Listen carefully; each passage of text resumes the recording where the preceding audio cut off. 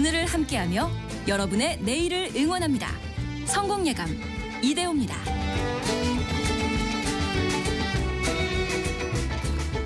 성공예감 이대호입니다. 2부가 시작됐습니다. 2025년 1월 21일 화요일 오전 10시 5분 함께하고 계십니다. 정답도 알려드려야죠. 여러분이 좀 많이 받으셨으면 좋겠는데 특히 명절 앞두고 이것도 양극화될 수밖에 없는 것. 상여금이었습니다. 상여금. 회사에서 월급 이외에 따로 지급하는 보너스를 뜻하죠. 어떤 성과를 더 내서 인센티브로 받는 건 성과급이라고도 하고, 이거는 상여. 특히 명절이라든지 특별 상여금 이런 것들이 나오죠. 그런데 또 경기가 좋지 않다 보니까 곳간이 차 있는 곳과 곳간이 사이에서 또 차이가 많이 날 수밖에 없지요. 33855님이 제조업 하다가 너무 어려워서 얼마 전에 접고 취업을 했습니다. 이젠 상여금을 받을 수 있네요.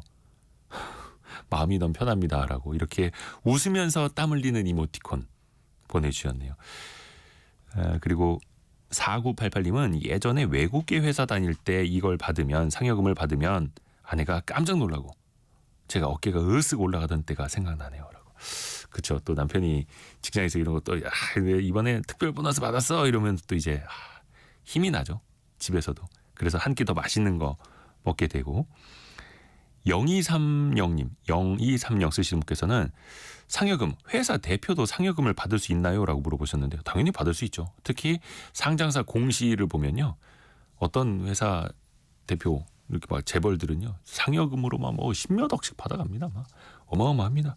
뭐 내부 규정이 있다고는 합니다만 최근에 보면은 이제 주가 엄청 떨어지고 기울어 가고 있는 회사 재벌들도 또 상여금으로 뭐 10수억 받았다 이런 뉴스들도 쏟아지고 있죠. 좀 씁쓸합니다. 9490님은 이거는 보너스라고 해야 그 맛이 삽니다. 개인 사업자라서 상여금이 부럽네요. 또 이렇게 보내주셨습니다. 상여금이 됐든 보너스가 됐든 보너스가 됐든 많이 받을 수 있는 그런 경제 환경이 될 수 있으면 좋겠네요. 증시 상황도 한번 볼까요? 여러분 실시간 의견은 짧은 문자 50원, 긴 문자 100원이 드는 샵 9730, 또 KBS 콩 계속 열려 있습니다. 증시 상황 출발은 좋았었는데 지금은 이제 약세로 돌아섰네요. 코스피가 아까 한 25포인트 이상 올랐었는데 지금은 3.7포인트, 0.15% 내린 2516으로, 그리고 코스닥은 723으로 0.64% 내리고 있습니다. 시총 상위 종목들 일단 하이닉스는 2% 이상의 강세 이어지고 있고요. 아무래도 배터리 관련주들이 좀 많이 떨어지면서 약세가 좀 나타나는 것 같습니다. 시총 3위인 LG 에너지 솔루션이 4.3% 급락하고 있고요. 코스닥 내에서도 에코프로 BM이 7.7%나 낙폭이 더 커졌네. 에코프로도 5.3% 빠지고 있고요. 엔캠도 7% 해서 트럼프 행정부의 첫날 우리 증시에서는 좀 2차전지 관련주들이 좀 크게 약세를 보이고 있습니다.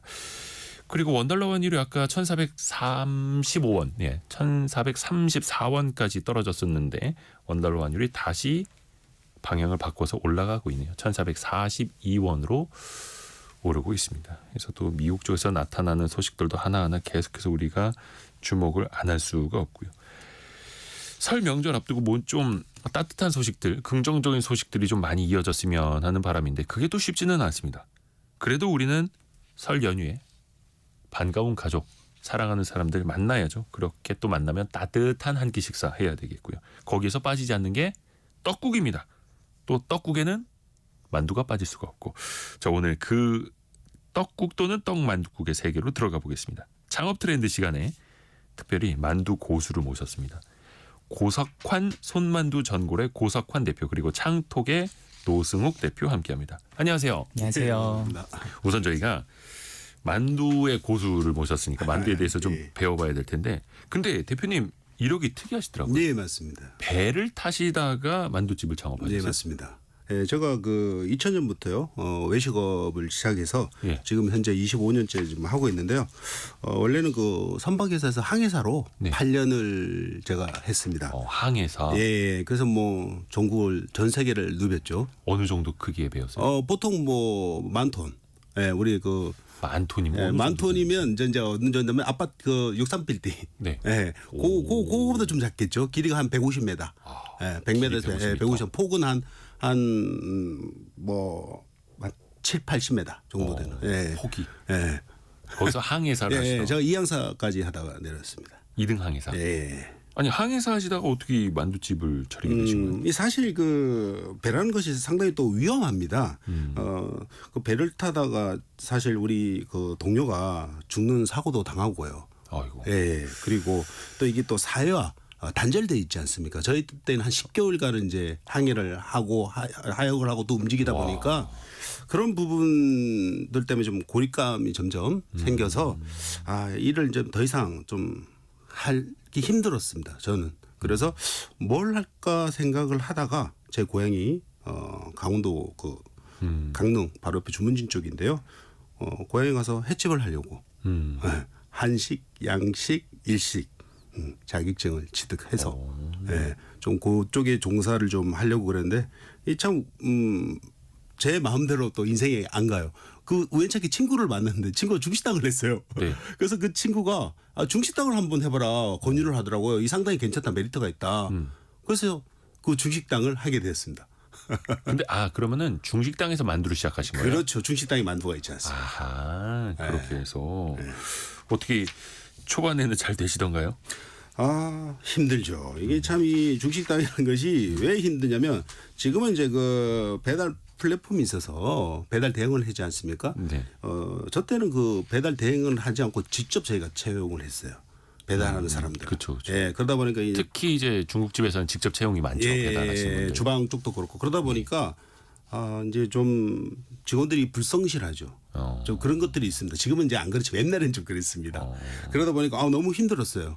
그래서 이거 말고 좀 뭔가 좀 직원을 많이 안 쓰면서 할 수 있는 게 없을까 그 중식당 안에서 좀 생각을 했는데 그때 만두를 했는데 만두가 상당히 잘 됐어요. 발효 숙성 만두라고.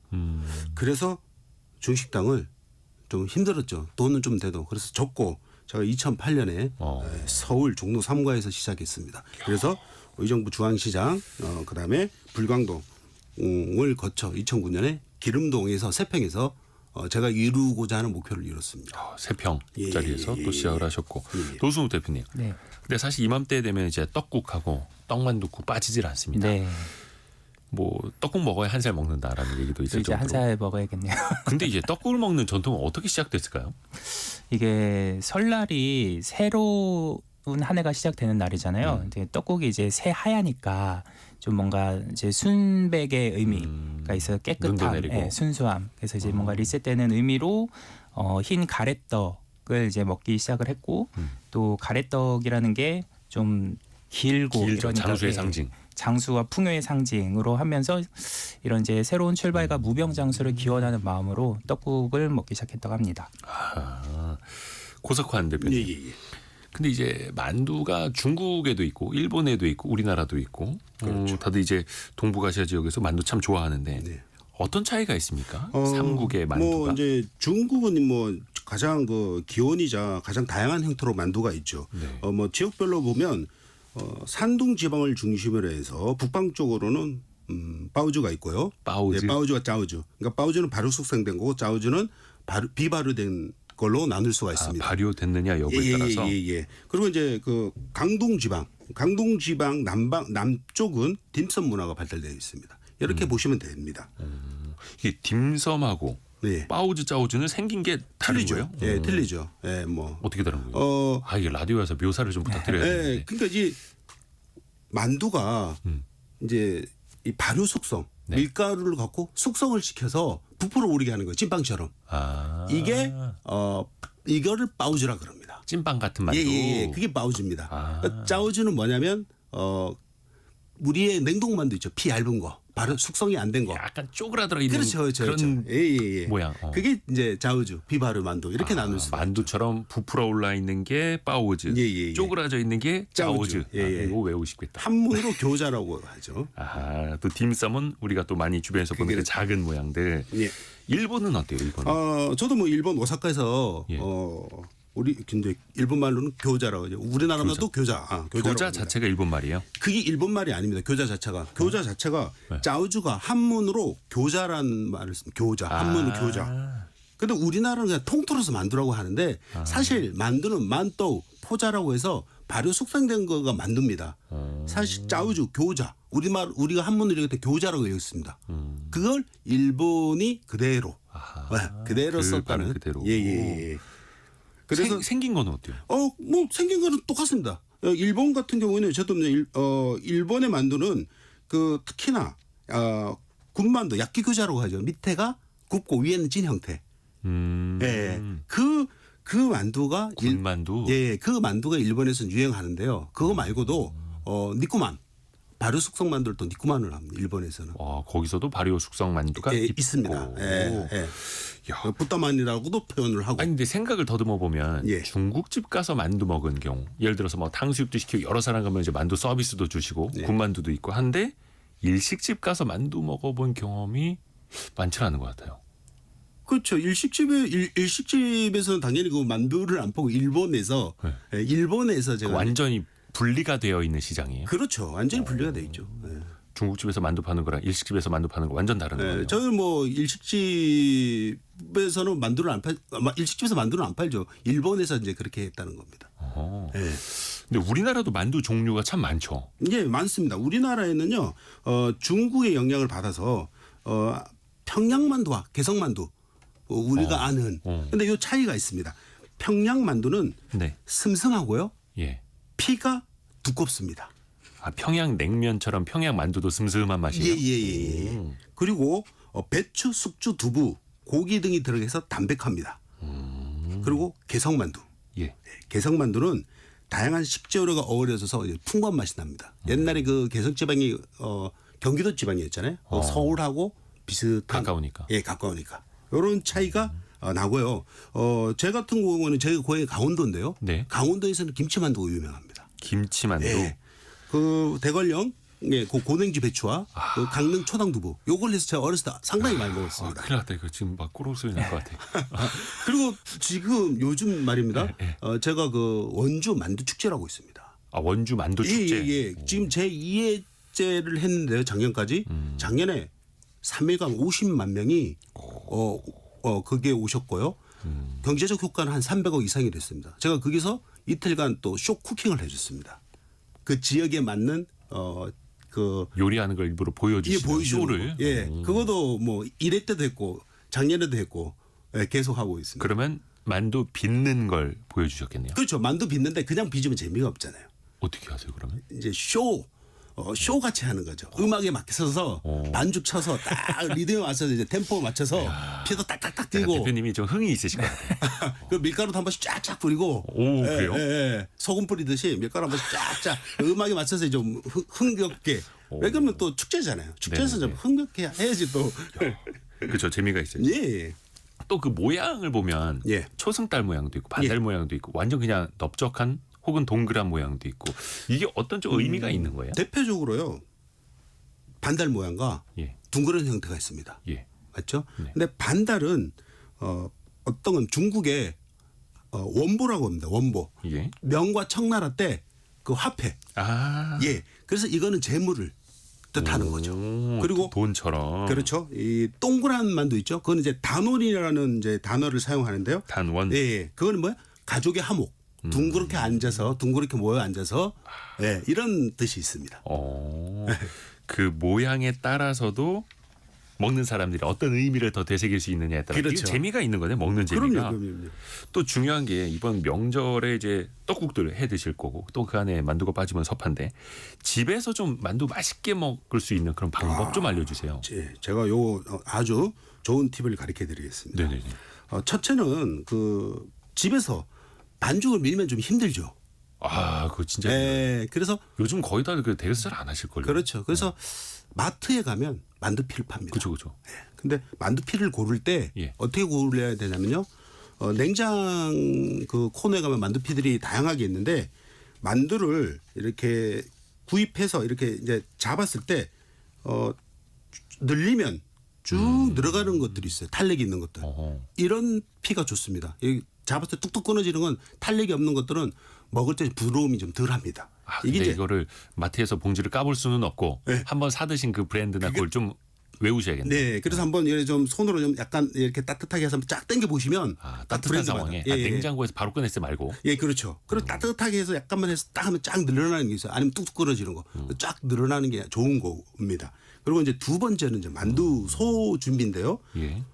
두부, 배추, 고기를 1대1로 해서 네네네. 숙주 같은 거도 많이 넣습니다. 근데 두부, 저는 배추, 고기를 1대1대1로. 예. 근데 숙주를 넣어도 되는데 저는 개인적으로 숙주를 좀 안 넣습니다. 아, 이거 호불호가 좀 있죠. 있죠. 예. 그래서 저는 숙주를 안 넣습니다.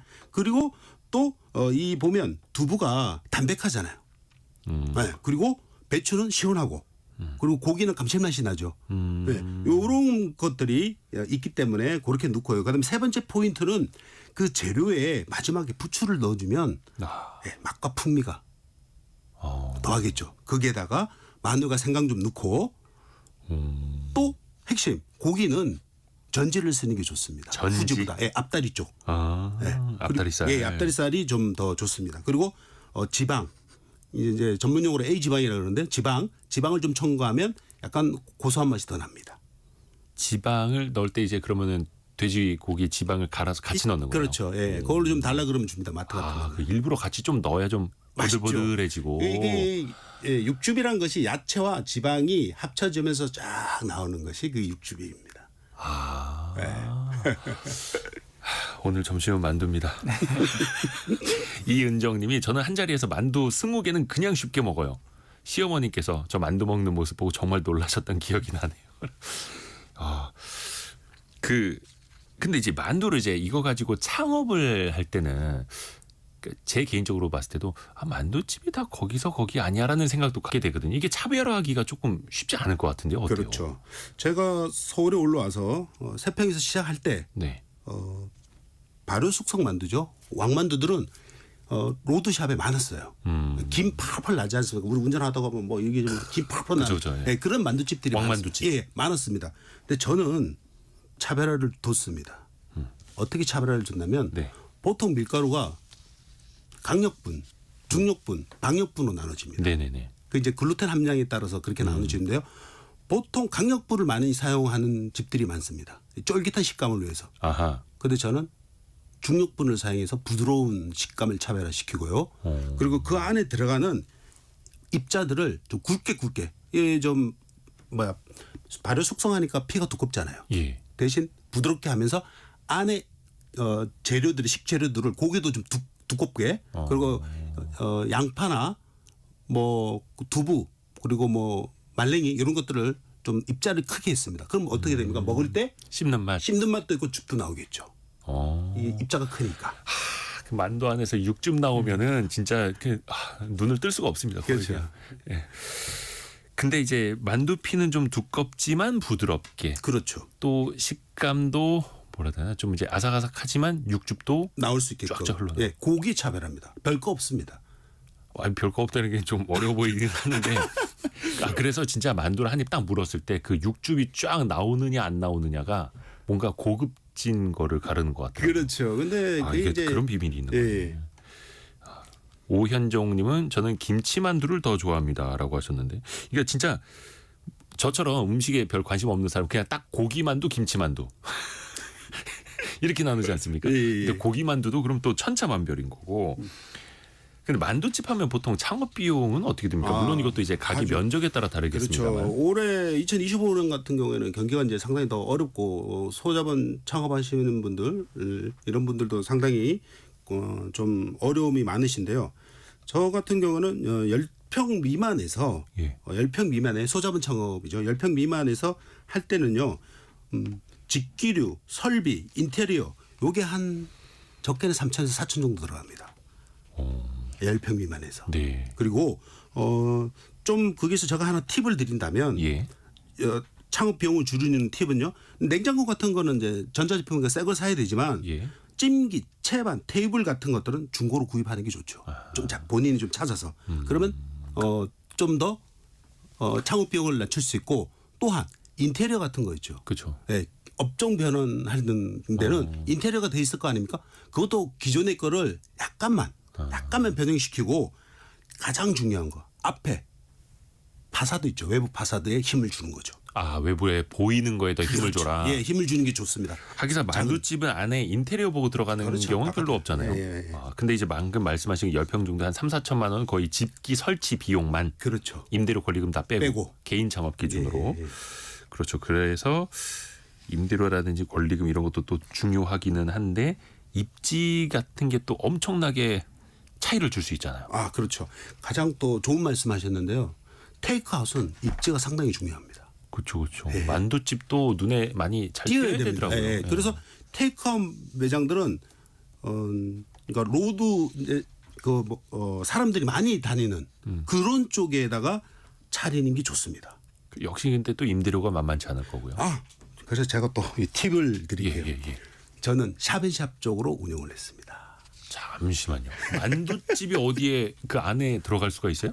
샵앤샵. 다른 가게 안으로? 예, 그럼요. 저거 그렇게 기름동에서 했는데. 예를 들면 어떤 형태예요? 자, 제가 얘기할게요. 예. 제가 들어갈 때는 금빵이었습니다. 예? 금은빵. 금은빵은 뭐 좋은데. 잠깐만요. 금은빵 안에 만두집이 있다고요? 예, 금은빵에 예. 옆에 금은빵 옆에 그 사장님이 세 평을 나눠서 거기서 본인이 다른 걸 하고 있었어요. 자, 뭐 이렇게 칸막이나 문이 따로 그렇죠, 있던 그렇죠. 따로 거죠? 이제 막으면 되니까. 그렇죠. 예를 들어서 금반지 사러 갔는데 옆에서 만두 찌고 있고 그러면 좀 그렇잖아요. 그렇죠, 막았죠. 아, 따로. 막아놓고. 예. 그렇게 하는 데가 많습니다, 생각보다. 오. 예, 고깃집도 분리를 확실하게 시켜서 거기서 테이크아웃 포장을 하는 데도 있고요. 아, 작은 평형을 옆으로 나누어서. 그렇죠. 그리고 또 로또 판매점 있죠. 네. 이런 데도 또 나눠서 그러면 일석이조죠. 거기는 또 원체 찾으러 오는 사람들이 있으니까. 그럼요. 그런데 사실상 그런 데는 권리금이나 보증금이 비싸지 않습니까? 네네네. 근데 그렇게 하면 세이브가 될 수 있죠. 그 또 옆에서 만두 찌고 있고 그 냄새에 벽을 타고 들어오면은 또 그거 유혹을 이겨낼 수가 없죠. 복권 사러 갔다 만두도 사. 근데 그 만두가 원형으로 돈처럼 생긴 만두고. 그렇죠. 그러면은 일반적으로 이제 식당을 두고 영업하시는 곳하고는 테이크아웃하고는 어떻습니까? 수익성이? 수익성이요. 테이크아웃은 저는 이제 테이크아웃 쪽을 좀 많이 얘기하는데 예. 좀 가족 창업, 부부 창업을 많이 하셔라. 이렇게 얘기를 해요. 작은 매장에는. 예를 들면 명예퇴직자분들이나 얼마나 자영업자분들은. 예, 정년퇴임하신 분들은 뭘 할지 모르잖아요. 네. 조금만 배우면 이거는 뭐 본인이 건강만 되면 뭐 70이든 그 이상도 할 수 있습니다. 예. 그런 매장들도 많이 있고요. 그래서 그렇게 운영하시는 게 좋고요. 또 포장을 좀 할 수 있게끔 배달은 아무래도 수수료가 좀 있지 않습니까? 네네네, 그렇죠. 그래서 목 좋은 데로 가면 유동인구가 있으니까 아. 시각적인 효과가 있으니까 포장을 판매 포장 테이크아웃 중심으로 팔면 수익성이 더 좋아질 수 좋아지죠. 있는 거네요. 예, 배달이 사실 좀 많이 저기 수수료가 나가니까. 그렇죠. 이런 것들. 오호. 상당히- 그게 틈새 시장이고. 그럼요. 예. 만두만 요즘엔 근데 또 잘 팔아서 되는 거는 아니고 그럼요. 뭔가 또 다른 게 있어야 되잖아요. 사이드가. 예, 사이드 메뉴 같은 경우에는요. 테이크아웃 매장은 예. 밀키트, 만두 전골 밀키트. 제가 코로나 때 많이 팔았습니다. 그 밀키트가 뭐냐면 집에서 바로 끓여서 먹을 수 있게. 그 만두는 빚어서 우리가 놨고 야채는 구입해서 이렇게 케이스에다 만들어 놓는 거죠. 이런 형태를 포장 판매하면 사이드 메뉴로 객단가도 올릴 수가 있는 거죠. 창톡의 노승욱 대표님. 네네. 그 만두집도 어떻게 보면 이제 장사 잘하시는 분들 계시잖아요. 테이크아웃이 많이 잘 됩니까? 또 창업 비용도 상대적으로 많이 좀 덜 들고요. 네, 그 만두는 사실 대부분 테이크아웃 위주로 판매를 하는 것 같고요. 뭐 이제 매장에서 홀 운영하시는 분들도 있지만 그 주로 이제 골목 어귀에 이제 분식집이랑 좀 비슷한데 이제 퇴근하는 길에 뭐 이렇게 사가실 수 있는 그런 입지가 유래가고 일본도 이제 만두를 많이 먹는 소울푸드다 보니까 그 무인 교자로 밀키트 매장처럼 이렇게 운영하는 무인 데도 매장이 있더라고요. 있어요? 네네. 그러니까 만두를 이제 냉동고 안에 이제 넣어놓고 이제 무인으로 이제 사가도록. 아, 사가는. 네네. 오. 그렇게 이제 포장으로도 판매를 하는 것 같습니다. 만두랑 좀 이렇게 궁합이 잘 맞는 사이드 메뉴 뭐 같이 팔 수 있는 것들도 있어요, 그러면. 네, 이 만두가 면 요리랑 좀 비슷한데 뭐 같은 밀가루 음식이기도 하고 해서 메인 음식으로도 먹을 수 있지만 또 사이드 메뉴나 또 이제 같이 페어링 해가지고 이제 팔 수 있는 메뉴고요. 세트 구성하기가 이제 쉬운 메뉴죠. 그래서 뭐 냉면이나 쫄면, 밀면 이런 것들하고 같이 팔면 또 이제 세트 구성도 용이하게 하실 수 있습니다. 박미영님이 시장 지나가다 만두 있으면 꼭 사오신다고. 냄새 유혹을 뿌리칠 수가 없다라고. 박수경님은 속이 많은 만두가 맛있어요. 그죠? 속이 꽉 차 있어요. 그렇죠. 노승 대표님 네. 그 앞에서 고석환 대표님이 잠깐 그 파사드 그러니까 외부에서 보이는데 조금 더 신경 쓰라고 하셨는데 네. 특히 이제 만두집은 밖에서 봤을 때 김이 뭔가 계속 풀풀 나고 있어. 네. 그리고 뭐 뚜껑 한번 열면 특히 겨울철에 이제 장난 아니죠. 확그 김이 올라오는데 그렇죠. 이거는 원래 그런 거예요? 만두집이 아니면 약간의 연출도 있는 거예요? 이제 약간의 연출도 있죠. 그거 이제 쇼 쿠킹이라고 하는데 네.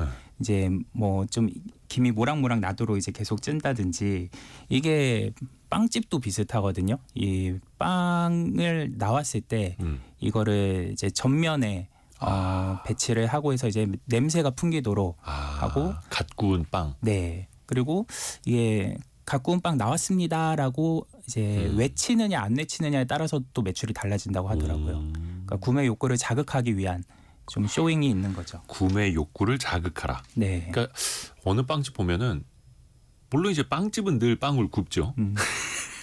대단한 일이 아닌 것 같은데 구운 빵이 나올 때 막 종을 쳐요. 땅땅땅땅땅땅땅 그래서 다들 쳐다보는 거죠.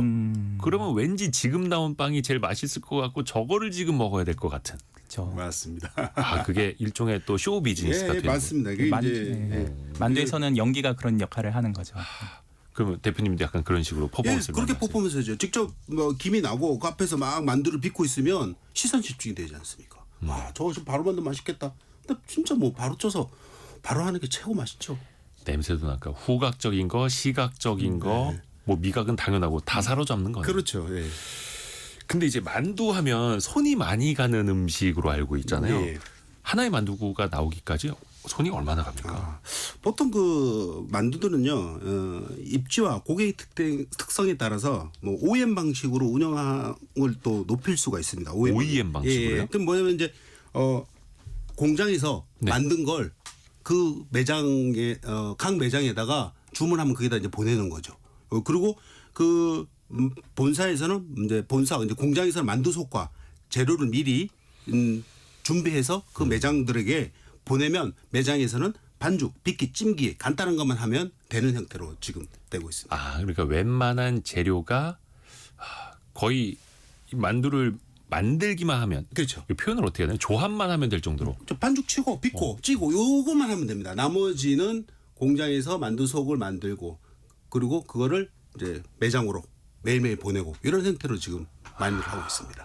그러면 추세는 좀 어떻습니까? 왜 만두집 하시는 분들은 새벽 일찍 일어나서 만두속 만들고 그 일일이 다 빚어야 되고 오늘 하루치를 미리 만들어놔야 막 이렇잖아요.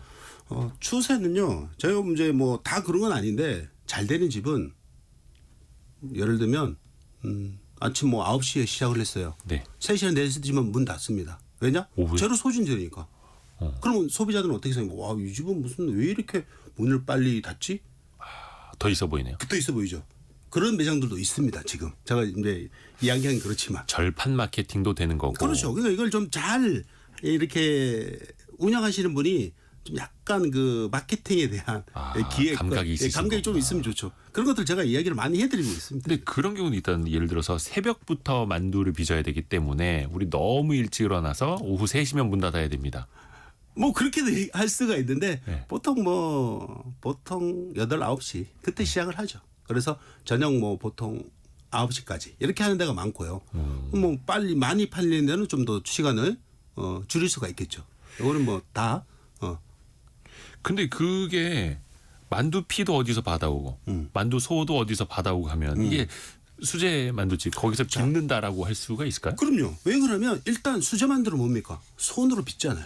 네네네. 손으로 빚고 제가 얘기했지만 왕만두 빠우죠. 이거는 저희가 그 매장에서 반죽을 칩니다. 네. 그리고 근데 이제 이제 교자죠. 교자. 우리 그 만두는 통칭으로 하는데 교자 얇은 피.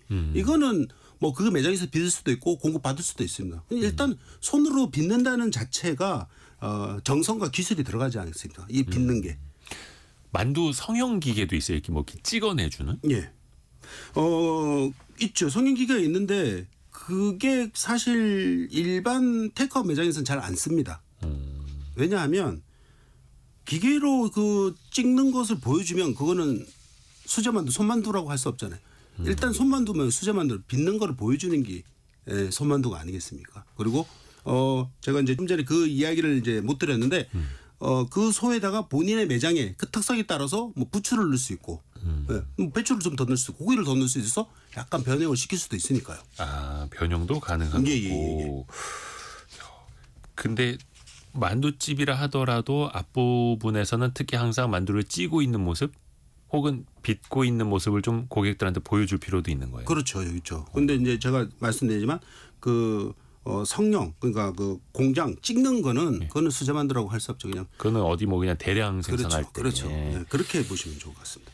근데 이게 사람들 입장에서 보면 특히 요즘 냉동만두 너무 잘 나오니까 대기업 만두 이런 거 예, 맞습니다. 온라인으로 배송시켜서 네. 집에서 저는 이제 집에 땡 해 먹는다고 하는데 전자레인지로 땡 해서 먹고. 근데 이렇게 사람들이 수제 만두를 찾는 이유 혹은 배달까지 시켜 먹는 이유는 어디 있을까요? 이게 이제 첫 번째는 신선도의 차이입니다. 이 급속 냉동을 시킨다고 해도 이 피가 부드럽고 쫄깃함이 차이가 납니다. 아, 냉동 만두랑 예, 수제 냉동이 만두는. 아닌 수제 만두랑. 예. 이 둘째는 이제 건강과 맛이 차이가 나죠. 왜 그러면 그 냉동 만두는 어쩌다 간에 그 과정에서 기계로 하다 보니까 입자를 자유롭게 크게 못 하잖아요. 근데 수제 만두는 뭡니까? 입자를 좀 더 크게도 만들 수 있고 적게도 만들 수 있는 이런 것들이 있으니까 그런 차이 때문에 제가 볼 때는 좀 냉동 만두보다 또 신선하게 바로바로 먹을 수 있는 이런 것들을 좀 소비자들이 또 선호하지 않을까. 멀리 뭐 맛집은 다 찾아가지 않습니까? 그렇죠. 똑같은. 네. 그래서 식감 좋은 만두 맛집 이렇게 찾아갈 수도 있는 거고. 그럼요. 또 냉동 만두에서는 거의 육즙을 느끼기가 또 쉽지 않은 것 같고. 그렇죠. 뭐 사실 요즘은 막 원체 잘 나오니까 육즙을 느낄 수도 있는데요. 근데 이 사실 그 냉동 만두는 요즘 보면은 어떤 걸 많이 광고하냐면요. 우리 대표님한테도 있지만 피가 6mm다, 5mm다 이런 것들 많이 강조해요. 피, 두께. 예, 두께. 5mm, 6mm면은 얇은 편인가요? 얇은 편이죠. 예. 이걸 강조를 많이 하고 그다음에 입자를 이렇게 탁 쪼개서 안에 새우나 아니면 고기나 양파 이런 것들이 살아있다는 광고를 많이 하죠. 근데 그게 수제는 어떻습니까? 훨씬 더 크게. 그렇죠. 식감이 살아있는 그렇죠. 만두를 제가 2시간 뒤에 먹을 겁니다. 노승욱 대표님, 네. 그 만두도 어떤 뭐 좀 트렌드가 있어요? 원체 이제 오래된 음식이기는 한데 소비자의 선호도가 좀 달라지기도 합니까? 그 만두는 좀 그나마 트렌드를 덜 타는 메뉴 같기는 한데 그래도 그때그때 이슈가 되는 만두들이 있는 것 같아요. 10년 전쯤에는 그 송일국 씨 세 아들이 같이 나와서 즐겨 먹는 삼둥이 만두라고 해서 먹었던 게 갈비 만두죠. 네, 갈비 만두가 이제 그때 히트를 치면서 지금은 뭐 냉면 시키면은 이제 리뷰 써주면은 무료로 주는. 네. 중국집 가면 그냥 공짜 서비스고. 진짜 한 10년 전쯤 갈비만두 저 처음 먹어보고 와 세상에 이런 맛이 있다니 느꼈어요. 그렇죠. 그건 뭐 갈비 소스 같은 거. 그렇죠. 뭐 소스를 좀 첨가해서. 이건 요즘 그 사람은 그때만 해도 뭐 우리 갈비 맛 그 내는 소스가 있지 않습니까? 예. 그걸 이제 혼합할 때 넣고 그러는 거죠. 진짜 갈비만두. 그런 게 있었고 네. 또 요즘 뭐 건강 중시하는 분들은 고단백, 뭐 비건 만두 이런 것도 좀 나오고요. 글루텐 프리 만두. 네. 고기가 들어있지 않은. 그쵸. 비건 만두. 네네. 이제 고기의 식감은 나도 네 그런 이제 웰빙 만두도 좀 찾는 분들이 있고 또 말씀하신 대로 대기업들이 요즘은 얇은 피에 꽉 찬 손만두 뭐 이런 거를 이제 만들다 보니까 예전에는 만두 속을 이제 갈아서 이제 넣었다면 요즘은 그 아삭아삭한 식감이 살아나도록 이제 그 고기나 이런 것들을 크게 넣는 게 트렌드라고 합니다. 참고로 네, 고 대표님. 뭐 한 20-30년 전에는요. 기술이 이제 지금처럼 뛰어나지 않았기 때문에 거의 만두 속을 갈다시피 했죠. 아, 그냥 막 갈아 넣어서. 네, 갈아 넣어서 할다시피 했죠. 그러니까 만두소도 보면은 막 찐득찐득하기도 그렇죠. 하고 막 이랬었는데 뭐 구분이 안 되고. 예, 막. 근데 요즘은 기술력들이 좋아지면서 또 소비자의 니즈에 맞춰서 그럼 만두 소도 재료에 따라서 어떤 걸 굵게 하고 이렇게 다 다르게. 예, 맞습니다. 예, 맞습니다. 그것도 특히나 왕만두 그 발효 숙성된 피가 두꺼운 거는 입자를 더 크게 해야 되겠죠. 더 크게. 그러면 이제 자영업 하시는 분들은 그때그때 어떤 소비자에 대해 니즈, 필요에 따라서 조리법도 좀 바꾸고 이렇게 해야 될까요? 그걸 또 따라가기가 쉽지가 않을 텐데. 그래서 좀 저는 생각하는 이야기 말씀드리는 게 SNS를 예. 좀 소비자와 좀 이렇게 소통을 해라. 아. 예, 이거를 많이 좀 더 강조하고요. 네. 그다음에 특히나 요즘 대세는 또 매운 거, 예, 매콤한 거 이런 것들이 대세잖아요. 불당면처럼 아니 그러면 매운 만두도 예, 있어요? 예. 김치 만두 말고요? 김치만두 말고요. 이제 더 매운 소스를 집어넣는 거죠. 예, 그게 있습니다. 그런 게 김치도 유행을 탄 적이 있습니다. 그것도 이제 소스로 조절을 하는 그렇죠. 거예요. 예. 그래서 내 거기에다 소스를 본인의 그 차별화된 소스를 집어넣는 거죠. 이런 거 저희 같은 경우는요. 차별화를 어떻게 두냐면요. 네. 저희가 팥을 직접 제조를 하는데 보통 찐빵을 해서 피를 두껍게 하잖아요. 그 저희 매장은 피가 상당히 얇습니다. 왜 그러냐면 사람들이 팥은 좋아하지만 피를 안 좋아하는 사람들이 많아요. 피 두께가 다 여성도 특히나 다이어트 때문에. 밀가루 적게 먹어야지 하면서. 예. 그런 것들을 반영해서 또 제품을 내주고 네. 예. 그렇게 하면 좀 좋지 않을까 하는 생각이 듭니다. 아, 그러니까 참 이게 사람들의 선호도도 다르고, 근데 또 여성분들이 많이 오시는 그 지역에서 장사하시려면 피를 좀 얇게 하는 게 좋을 수도 있겠고. 그럼요. 7162님이 만두집 알바할 때 생각나신다고 문자 주셨네요. 여름엔 너무 더워서 힘들었는데 겨울엔 진짜 정신없이 바빠서 힘들었던. 겨울 장사가 더 그러면 잘 되겠네요, 만두는. 그렇죠. 아무래도 시각적으로도 예, 그렇고. 시각적으로도 그렇고 따뜻한 거. 예. 그래서 저는 뭐 당연히 이제 겨울에는 잘 되는데 그럼 이제 여름에는 제가 아까도 말씀드렸지만 사이드 메뉴, 예, 사이드 메뉴를 좀 개발하는 게 좋다. 예를 들면 쫄면이 만두하고 잘 어울리잖아요. 맞아. 예. 이런 것들을 좀 같이 하면 그래서 그거를 포장 판매를 좀 극대화시키면 훨씬 좀 비수기를 좀 이겨내기가 수월하겠죠. 오늘 점심은 만두에 쫄면 지금 메모하고 있습니다. 이게 중요한 거거든요. 아, 근데 아까 잠깐 그 김치만두 얘기해 주셨는데 김치만두에는 김치만 들어가는 건 아니죠? 아니죠. 김치만두는 김치만 들어가는 게 아니고요. 그게는 뭐 야채 같은 것도 들어가고요. 야채 당연히 야채가 들어가고 두부 저 같은 거는 두부도 넣고 예, 강원도는 원래 두부를 많이 넣으니까 두부도 넣고 또 뭐 대파, 부추 그 외에 뭐 딱히 정해진 건 아닙니다. 좀 전에 얘기했지만 뭐 시대에 따라서 뭐 새우 속도 집어넣을 수 있고 굳이 뭐 새우만두만 집어넣는 법이 없지 않습니까? 김치만두에 예를 들면 이제 새우까지. 새우를 좀 갈아서 대신 입자 있게 말고 갈아서 해서 뭔가 다른 집하고 좀 차별화 두는 거죠. 그런 것들이. 그러니까 소비자들은 항상 그렇습니다. 뻔한 맛은 홍보를 안 합니다. 자기가 SNS에 어디 가서 이색적인 맛. 네, 이게 특별한 거야. 이게 김치만두인데 안에 이게 뭐가 좀 틀려. 향도 틀리고. 그리고 그런 거를 이제 올리는 거죠. 그래서 독특한 맛을 또 그렇죠. 계속해서 연구 개발하시는 거고요. 예. 노승욱 대표님, 그 지난번에 올해 창업 트렌드로 면 요리가 유리하다. 네. 또 이제 불황일 때 이런 게 또 괜찮다 말씀해 주셨잖아요. 네. 근데 또 만두가 면이랑 잘 어울리고 네. 어떤 쪽으로 해보면 좋을까요? 보통 이제 만두만 파는 데보다는 이제 면 요리로 창업하시는 분들이 더 많을 것 같은데 네. 이런 분들도 만두를 사이드로 같이 해서 좀 객단가를 높이셔도 좋을 것 같고 또 이걸 좀 차별화를 하기 위해서 육수나 토핑 이런 것도 좀 차별화하시면 좋을 것 같은데 예를 들면 뭐 칼국수 이런 거 팔 때 이제 뭐 만두도 이제 같이 넣어서 파는데 여기에 뭐 갈비뼈를 이렇게 얹어 가지고 또 팔아서 대박이 나는 데도 있더라고요. 네, 그런 게 이제 토핑은 뭐든지 좀 넣으면은 이제 차별화를 하고 좀 다변화를 할 수가 있으니까 좀 안 써본 식재료 이런 것들도 고민해 보시면 좋을 것 같습니다. 만두집도 차별화가 중요하고 네. 또 아주 소비자의 중요하죠. 니즈도 챙겨야 하고. 그래요. 마지막으로 고석환 대표님, 예. 그 만두로 인한 창업 예. 같은 거 이제 생각하시는 분들을 위해서 좀 조언 한마디 좀 부탁드립니다. 첫째, 예, 저도 그렇게 했고요. 예. 작게 시작해라. 세평에서. 아, 경험이 풍부한 분들은 매장을 좀 크게 하도 되지만 요즘 알다시피 10집이 장사하면 거의 3집만 사장하고 7집은 문을 닫는 추세지 않습니까? 그러면 작게 시작하면 리스크를 줄일 수가 있죠. 네. 저도 3평에서 시작해서 그래서 거기서 경험을 얻어서 뭐 15평.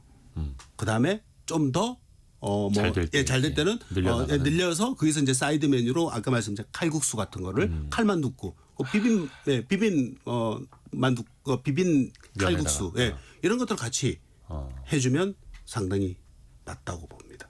그리고 또 사실 만두도 맛만이 봐서는 안 될 거고 네. 만두피, 만두소 또 일종의 퍼포먼스 이것도 연구도 또 많이 하셔야 되는 거예요. 그래서 제가 이제 이 마지막으로 제가 좀 말씀을 드리자면 제 경험에 하면 창업하시고자 하시는 분들이 바로 창업할 게 아니라 최소한 2, 3개월은 좀 공부를 하셔라.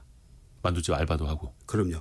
첫째 상권 임시 분석을 해야 됩니다. 내가 어디다 할 거냐 만두집을. 네네. 그럼 요즘 잘 돼 있지 않습니까? 분석하는 거 상권 임시 분석. 그리고 그 지역에 저희 그 만두집의 컨셉트라 하죠. 컨셉. 우리 집은 어떤 다른 집과 어떤 차이가 있다는 거를 명확히 좀 보여줄 수 있는 거. 이런 것들을 외부 파사대에다가 넣어주시면 좋겠고요. 아하, 우리 만두집은 이런 게 다르다. 그렇죠. 이제 이게 기획으로 들어가는 겁니다. 결국 이제 기획력이 있어야 되는데 그리고 마지막으로는 뭐냐면 SNS 소통을 해야 됩니다.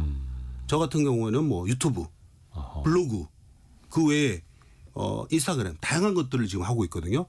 오늘도 계속 그 유튜브 촬영하시는 분이 왔다 갔다 하셔가지고. 근데 저 같은 경우는 만두 쪽만 하거든요. 전국의 만두 맛집들 다 다니고 칼국수 맛집들 다 다니면서 분석해서 그거를 소비자들에게 제공하는 거죠. 유튜브에서도 마찬가지고 저희가 그 3층에 만두 연구실이 있습니다. 만두 연구실이요. 예. 진짜 한 우물을 또 제대로 파고 계시는 고석환 대표님이었고 그래서 만두도 공부가 필요합니다. 중요합니다. 박미영님이 오늘 인터뷰는 듣는 내내 너무 배고프게 하네요라는 가끔 이제 부작용도 있는 창업 트렌드 시간. 다행입니다. 점심시간이 얼마 남지 않았습니다. 고석환 손만두 전골의 고석환 대표 그리고 창업 플랫폼 창톡의 노승욱 대표였습니다. 고맙습니다. 감사합니다. 네, 감사합니다. 라디오 정보센터 다녀옵니다. 헌법재판소는 오늘 오후 2시 윤석열 대통령 탄핵 사건 3차 변론 기일을 진행합니다. 윤 대통령 측 변호인단은 어제 대통령이 헌법재판소에 출석한다고 밝혔습니다. 현직 대통령의 탄핵 심판 변론 기일 출석은 헌정사상 처음입니다. 어제 고위공직자범죄수사처의 윤석열 대통령에 대한 첫 강제고인 시도가 6시간여 만에 무산됐습니다. 공수처는 윤 대통령 조사는 반드시 필요하다며 곧 다시 시도하겠다는 입장을 밝혔습니다. 서울 서부지법 폭동 사태 가담자 중 혐의가 중한 66명에 대한 구속영장 심사 절차가 차례대로 진행되고 있는 가운데 어제 서부지법에서 심사한 5명 중 2명에 대해 영장이 발부됐습니다. 트럼프 대통령이 현지 시각 20일 제47대 미국 대통령으로 취임하며 공식 임기를 시작했습니다. 트럼프는 취임사에서 미국의 황금기가 지금부터 시작된다며 미국을 최우선 순위에 두겠다고 강조했습니다. 또 미국 시민들을 부유하게 하기 위해 외국에 관세와 세금을 부과할 것이라고도 했습니다. 지금까지 라디오 정보센터 뉴스 정한나였습니다. 애프터 서비스 시간 유혜진 리포터와 함께합니다. 안녕하세요. 네, 안녕하세요. 우리 청취자분들의 질문 들어볼까요? 네, 어제 슬기로운 세무생활 시간에 자동차 세금에 대해 알아봤는데요. 박성춘님, 배기량이 같은 국산차와 수입차의 세금이 동일한 건 왜 그런가요? 그리고 자동차세 기준은 왜 구입 가격이 아닌가요? 하셨습니다. 하이엔드 세무회계 조진혁 세무사에게 자문을 구해봤는데요. 일단 배기량이 동일하면 자동차세는 같습니다. 만약에 차량 구입가를 기준으로 하면 예를 들어 중고, 할인, 감가 등을 따져봤을 때 세액이 달라지고 복잡한 행정 절차가 필요합니다. 따라서 배기량을 기준으로 부과하게 된 것이고요.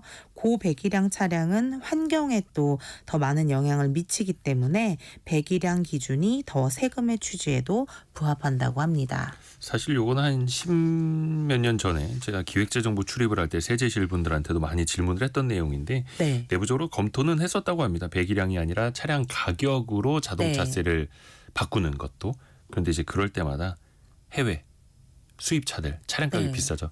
그 나라에서 자꾸 이제 통상 압박, 통상 마찰이 생길 수 있어서 이게 참 쉽사리 자동차세 네. 기준을 바꾸는 게 쉽지는 않다 하더라고요. 네. 다음 질문은요. 7658님, 자동차세 연납 할인율이 계속 줄여서 슬픕니다. 하고 의견 주셨습니다. 자동차세 연초에 한 번에 다 내면은 할인을 해주는데 그 네. 할인율이 낮아지고 있죠. 그게 많은 사람들이 연납을 하고 있기 때문입니다. 과거에는 행정비용 절감을 위해서 또 1년치 지방세 세수를 좀 많이 확보하기 네. 위해서 많이 할인해 드릴 테니까 1년치 빨리 내세요라고 네. 했었는데 많은 사람들이 1년치를 많이 내다 보니까 네. 할인율을 조금만 해드려도 되는 거예요. 네. 이게 일종의 수요와 공급 효과가 여기서도 나타나는 겁니다. 네, 다음 질문은요. 네, 김은주님, 같은 차종이어도 연식에 따라 세금이 다른가요? 하셨는데요. 조진혁 세무사에게 들어보니 연식에 따라 감가율이라는 게 적용이 돼서 세액이 줄어든다고 합니다. 출고 3년 차부터 5% 감가되며 매년 이게 5%씩 증가해서 12년 차 이상이 되면 최대 50%까지 세금이 감면됩니다. 네. 그리고 김인영님이 주변 분들에게 성공예감 이데오미다를 많이 또 추천하고 계시다고 하네요. 그중에 청취자 3명은 약속을 받았고 먼저 알려진 친구가 성공예감 덕분에 아들, 딸 앞에서 체면 차린 적이 많았다면서 고마워하더라고요. 또 이렇게 애프터 서비스를 현장에서 또 해주셨습니다. 감사합니다. 함께해 주셔서. 성공예감 애프터 서비스 유혜진 리포터였습니다. 고맙습니다. 감사합니다. 1월 21일 화요일 순서 벌써 마칠 시간이네요. 내일도 또 여러분의 질문에 또 많은 또 답변도 가지고 오겠습니다. 미세먼지 조심하시고요. 또 안개 앞에서도 또 운전 조심하시길 바라겠습니다. 성공예감은 오늘도 여러분을 응원합니다.